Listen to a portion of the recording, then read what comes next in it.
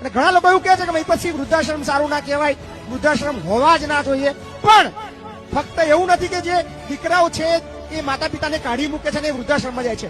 ઘણા એવા છે જેના દીકરા નથી, એ ક્યાં જશે? ઘણા એવા છે જેના દીકરા એક્સપાયર થઈ ગયા છે, એ ક્યાં જશે?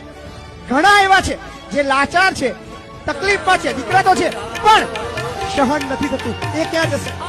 એટલે એ બધા લોકો મને અત્યારે જે લાઈવમાં છે અને જે જોઈ રહ્યા છે દરેકને એક અપીલ કરું છું, તમારા વિસ્તારની અંદર કોઈ પણ એવો વ્યક્તિ દેખાય, વૃદ્ધાશ્રમ એટલે ઉંમર સાથે કોઈ લેવા દેવા નથી. 30 વર્ષ, 25 વર્ષ, 40 વર્ષ, વોટેવર એની જે પણ એજ છે, કોઈ પણ વ્યક્તિ જરૂરિયાતમંદ દેખાય, ખાલી એક મેસેજ, ટેક્સ્ટ મેસેજ કરી દેજો કે બાપુ આ જગ્યાએ જરૂરિયાતમંદ વ્યક્તિ છે ને એને તમારા ધરતીના છેડાની અંદર રહેવાની જરૂર છે. મહિપતસિંહની ગાડી અથવા મહિપતસિંહની ટીમ અથવા મહિપતસિંહ પોતે એ વ્યક્તિને લેવા જવાની અત્યારથી જ ખાતરી આપે.